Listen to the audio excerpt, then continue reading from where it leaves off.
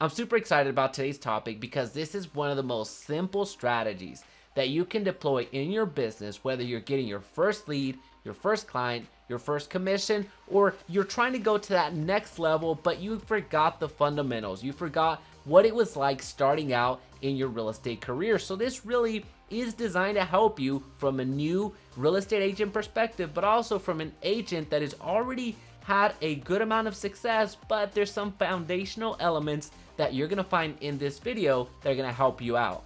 Hey, it's Jaime. If we're just meeting, welcome to the channel that brings actionable content to grow your business through online marketing. So if that sounds beneficial, consider subscribing. So today we're getting back to the fundamentals. Today I want to share with you a strategy that is going to help you, whether you're a brand new agent or an agent that is looking to get to that next level.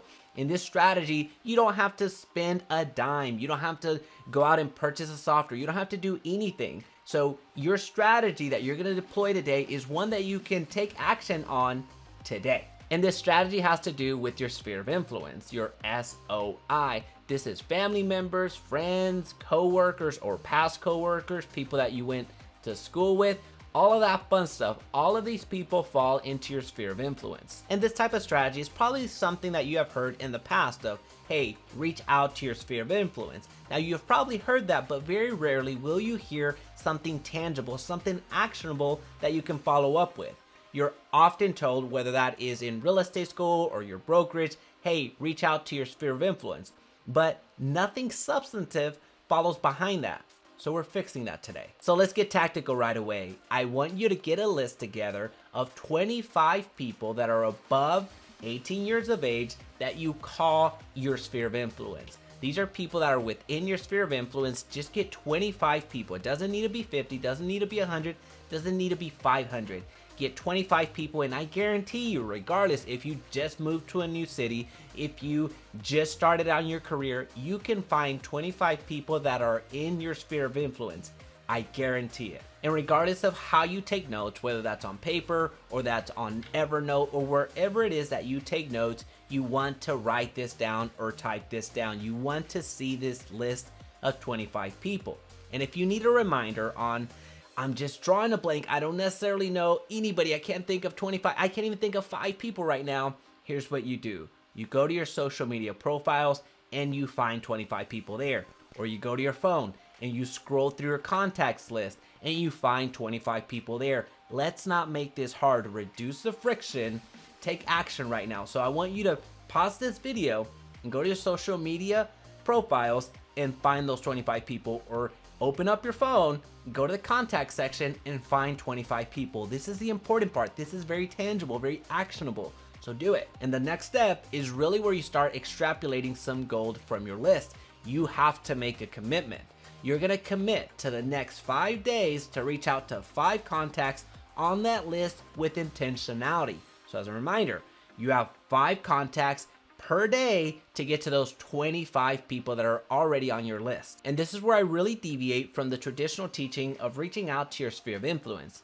The traditional teaching is to call every single one of the people on your sphere of influence. I don't like that.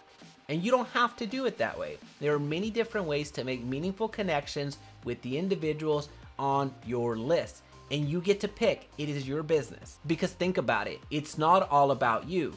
Very rarely will somebody, even within your own family, call you directly. Just really think about that. How often do you find yourself speaking to a family member as opposed to texting?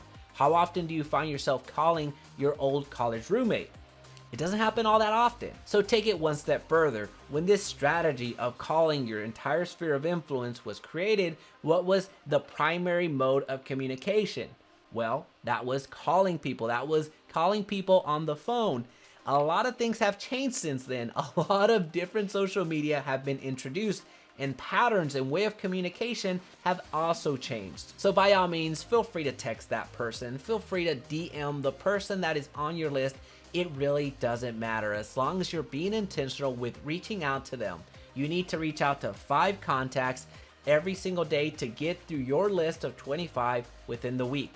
So however you choose to do it, that's fine. You just need to be intentional, and you also want to be able to have a dialogue. So start from the day that college ended and start talking about career paths, start talking about family, start asking questions that are meaningful to them, because in turn, the law of reciprocity is they're gonna start asking questions about you.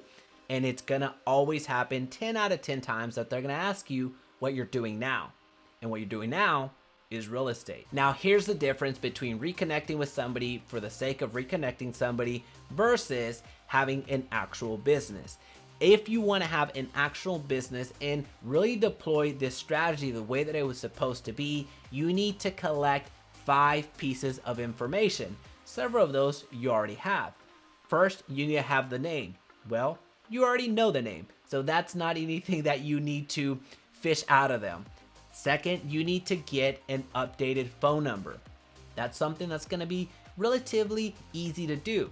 Third, you want to get an updated email. Chances are you probably never even had the email to begin with. And then fourth, you want a birth date. You want the birth date of the individual that you're connecting with.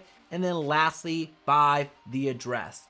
Some of these individuals are homeowners, but also there's some individuals that are renting, and that's completely okay. You want to get the updated address of every single person that you connect with. And I understand that asking for somebody's birth date or asking for somebody's address can sometimes feel a little bit weird. We're not accustomed to asking for that. However, if you ask it in a subtle way, you're gonna be amazed at how many people end up giving you their birth date and their address. And if you wanna see how I do it, it's super simple. And this works whether you're calling somebody or you're sending somebody DMs. It works just the same way. Hey, I absolutely enjoyed reconnecting with you. I would love to send you something for your birthday. When is it? And once they respond with your birthday, your follow-up question becomes, fantastic, where can I send your birthday card? And bam, there you have their address. And it's really this simple. Out of these 25 individuals, I guarantee you're gonna get a lead, you're gonna get a client, and you're gonna get a commission check much sooner than you ever expected. This is about relationships. Start formulating or rekindling past relationships and start making some money in this amazing industry. Well, now that you have a clear strategy on how to get your first lead, which is gonna turn into your first client, which is gonna then in turn into your first commission check, it's time to go out and convert more leads. So I'll leave a video right here that's gonna help you do that. Also, if you found value today, please be sure to subscribe and turn on that notification bell so you don't miss another video. And of course, make your best day yet.